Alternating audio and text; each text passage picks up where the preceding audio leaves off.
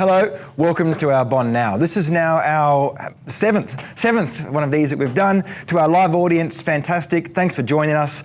Please make some comments. We'll be able to respond to some comments at the end and we'll get them live as you make them. Also, just say hi would be great as well.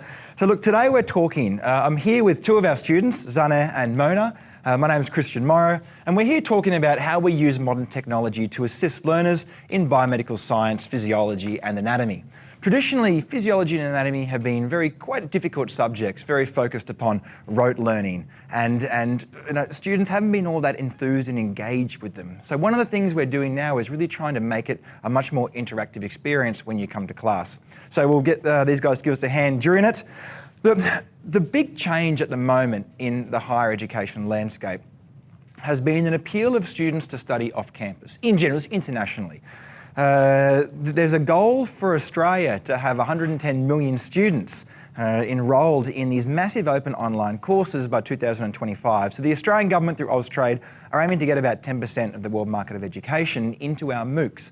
The thing with massive open online courses is that they are very, very distant from the student. You don't never have to come onto campus. You can study from home, anyone can study, which is very positive, and I see the benefits in it. But the thing is, with about 7,000 courses to choose from, you don't really have that interactivity and engagement that we like to do with an on-campus education experience. My focus today is this.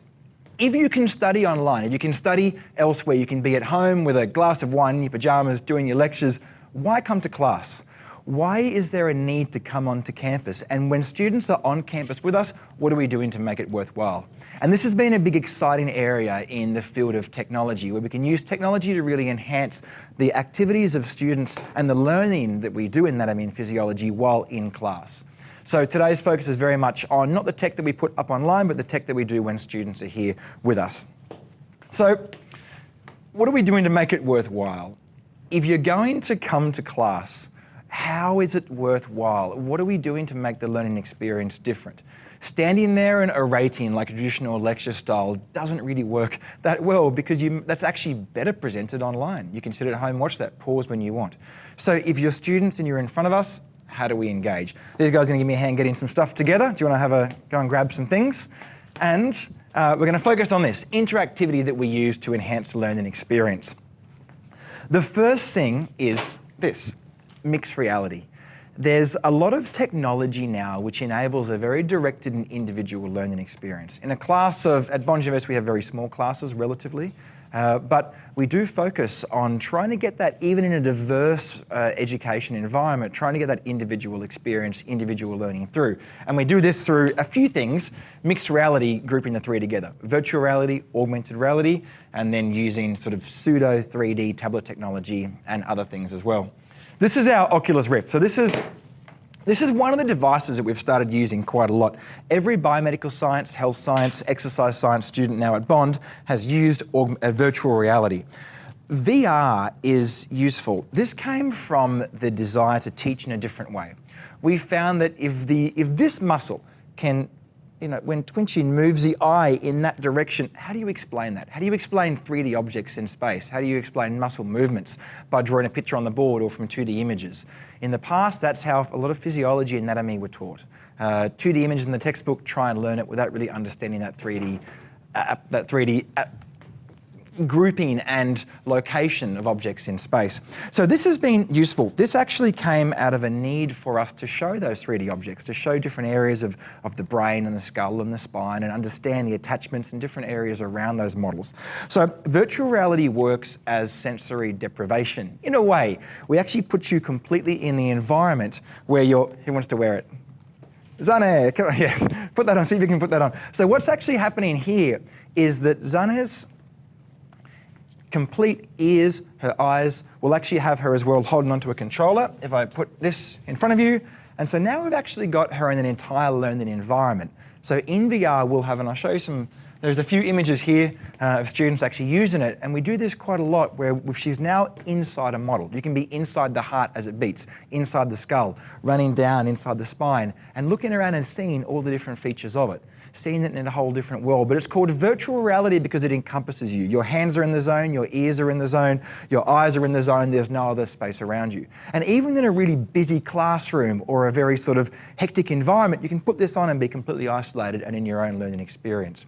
So we've actually written apps, as a team of us have written apps for this using the Oculus Rift, where students can have a directed learning experience. They can pause, they have us talking in the background, they can ignore that if they want, or they can experience it at their own pace. So it's been quite useful.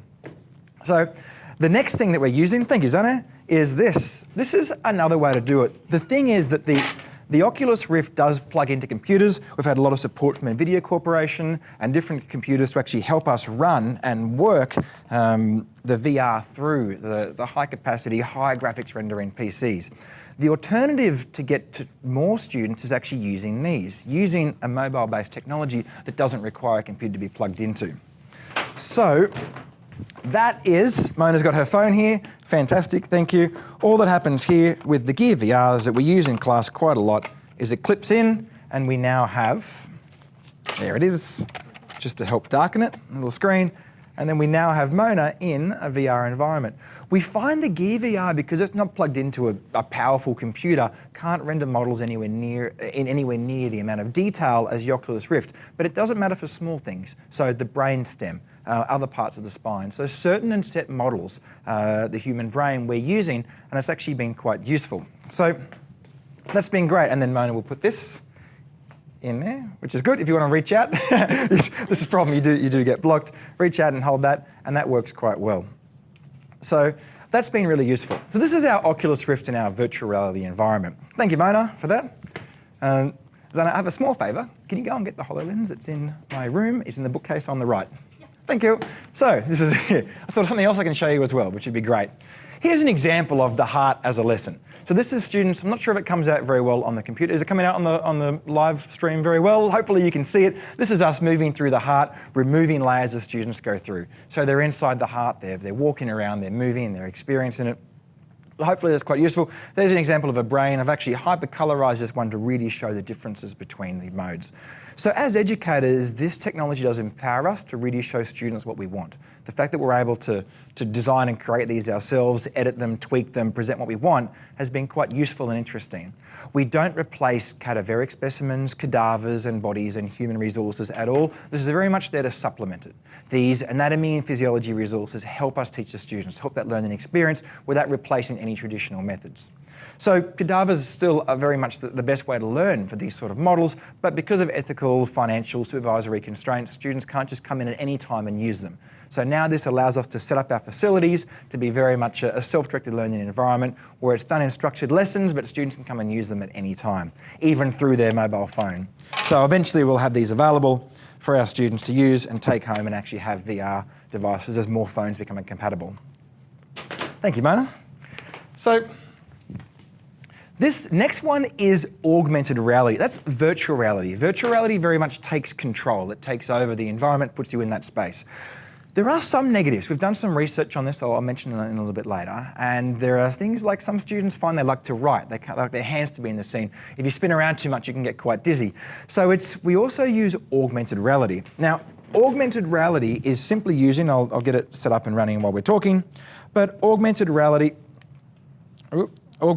uses a phone or a tablet device to render a model in front of you. So virtual reality, you're in an environment. Augmented reality, you're in your own space, but it adds a model or a structure or a person or an anatomical feature in front of you. So we use these small boxes here, and we've developed these apps as well. And what happens, for example, to show you an example here of a brain. I'm not sure. Let's see if I can get this. Here we go. I'll get Zana to give me a hand. Can you come and hold this for me? Thank you very much. There we go. Now, I'm not sure if you can see that. That's actually showing a brain there. So this is a slightly different way of showing. Is that actually working? Everyone's got it? Great. So this way we can actually come along, you can move it forward, you can touch and see, we can remove and dissect different layers of each model. Same again, I like to hypercolorize some of these. We've got a range of different ones. You've seen the heart before. But this is something where the students can use their phones, take them home, and get an actual lesson and understanding in a virtual model, in a virtual mode. It's a different way of doing things, whereby they still get that 3D feeling of space. You can spin the model around. You can see, thank you very much, Dana. You can spin the model around. You can see different areas of it. You can touch and interact and get inside it, move it, go deeper inside or go further away, and understand objects in 3D space. Now, we have a number of these we can line. Here we've got students, not that many here, but lined up using them. It's really quite useful because it gives us that understanding, that ability to be talking about an object while they're still holding it. And this is great for things like the brain or the brainstem. Models that are too small to see from a cadaver, we can work with the human specimens, go across and use a bit of tech to show inside and the different features of different areas. So it's been quite useful and something that we've enjoyed using a lot more. These are things that we need the students to be here for. These are structured lessons that help us facilitate. So it's one of the things that when you come onto campus, we can do this great stuff. Yes, you can do a bit of VR at home as well, and we hope eventually that'll lead to it, but it works very well linked up with the anatomical plastic models you might see around behind us, as well as the technology and the different human specimens and different ways to learn. So it's a way that we're now allowing students to experience and interact with models of the human body like never before. This is little examples, in case the app didn't work, little examples of the brain. And then there's the Gear VR there being used. So two different ways to render and show virtual reality. Very large, high quality specimens, and then a bit of a more trimmed down, simpler way to do it through the Gear VR, where we don't have all the cables running as well. And we use these quite prolifically now. Every single biomedical science, exercise science, health science student at Bond University have all used virtual reality as part of their curriculum from semester 1. So the other thing as well is getting into research. So does it actually help? And that's one of the things that we're very passionate about here, is making sure we have that. We call it the pedagogy or the scholarship of learning teaching, making sure that it actually works. And this is where we've done a number of papers now. And what we've found, just as a general rule, virtual and augmented reality aren't better ways to learn, but they're different ways to learn. Everything's about the same. You can sit in a textbook and study it and rote learn it and still understand the features. The real benefits are being part of that model, being inside it, looking around, experiencing it in a different way. So we're finding this allows students with intrinsic benefits of using these devices, and it's a different way to learn. So it's been quite good at bringing on a bit more enthusiasm, engagement. So learning is great, but the real benefits come from the alternative ways to study and alternative ways to learn, rather than just stand in a room and be spoken to. So there's been quite a bit of research. We're getting more involved in this, which has been fantastic, but it's something that we are showing there is benefits, and we are designing and developing our apps based around our evidence.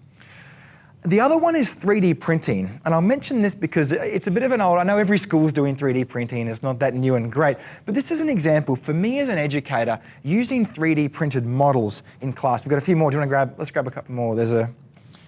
I had a nice painted heart here as well. Look at this. Yeah, these are fantastic because now we can have a bit more interesting props that are quite strong and tough. We colour them. They're not all coloured. Here's an example of a heart before it's coloured. But it's a way that we can pass around objects and models and disease and variation in class. We can show not just the model or structure that we have. See, the silicon models around the anatomy lab are very much a generic person. They're relatively usually the same sort of person, the same style.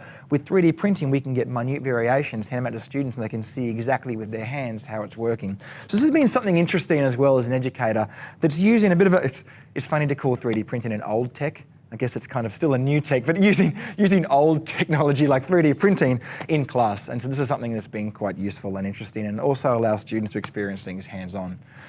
So having this coupled with augmented virtual reality has been quite useful. And actually we're finding that students are understanding these areas better. They're getting the 3D locations in space. So we've got little pelvis here, which is kind of a cool little structure. This actually is one taken from the internet. I didn't make this, but these come from CT scans, MRI scans. We can now get patient data from MRI and CT scans straight into augmented reality. So you can be holding someone's actual spine image and look around and feel it. So we're using these with our students quite a lot. Now, fidget spinners, we don't use them. I just put that up because I thought it was funny. No one uses fidget spinners anymore. So back channel, this is something useful. What about inner lectures? There are some times where we have to have the students just listen to us talk for a little bit. So it's not all complete interactivity. There's also the time where we say, just have a listen for a short amount of time. One of the problems with the first couple of weeks of university is people are a little bit timid. And so how can technology help us interact and engage with students in class in real time? Sort of like what we're doing here now with Facebook, you can write comments. So we now have screens, it's called back channel, and we have these Something like this tablet, set up at the front, usually always running now, especially in the first couple of weeks, where students get a live feed. Everyone's got a phone, everyone's on their computer, we're all connected, which is fantastic. But it now means that even as lecturers, as we're speaking, as we're sort of giving a lesson, we have a live stream and a live feed from the students. We'd prefer you put your hand up and ask a question, but if you don't want to, or you're a little bit shy or you're not sure, then please write it in. So we're now actually getting live feeds and live discussions and live questions and comments from students in real time. It's actually kind of good. We get a lot of, is it break time now, break time now, right at the middle. So it's a way to communicate and have a bit more of an interactivity, but it allows then every student in a room the possibility, regardless of English second language, being a bit shy or scared the first few weeks of university, to interact with us as lecturers. So that's sort of useful. And that's why we still encourage it even in the live audience today, to try and make little comments, ask little questions, and we can sort of show this. So it's just, if you're going to come to class and you're going to be there in front of us, we want to make sure you've got all the opportunities to ask questions and interact and engage as much as you can. So that's been quite useful as well. So what's next? This is our newest thing that we're doing. One of the issues with virtual reality, like I said before, is that your hands aren't in it. So how do we get students inside a model where their hands are free? And this has actually been somewhat useful. This is the Hololens. This is hologram technology, which has been good. And we roll this out this semester for the first time. I have used it in class last semester as a prototype. So bond students currently are using these. But this device renders holograms, which is fantastic. Who wants to wear it? Do we want to? Here we go. This device renders holograms. Do you want to help her put it on? And how this works is fantastic. We have a number of students all connected, all looking, for example, at a beating heart in the middle of the room. You can interact with it, you can not communicate with it, but you can grab and remove layers, dissect the model as we go through. This is a way to get virtual dissections working. And it's been something which we think is new. And I use a lot of this technology not just because it's new, but because we find that this is actually a way to engage the students that either get dizzy in the VR or they don't particularly like not having their hands involved in the VR.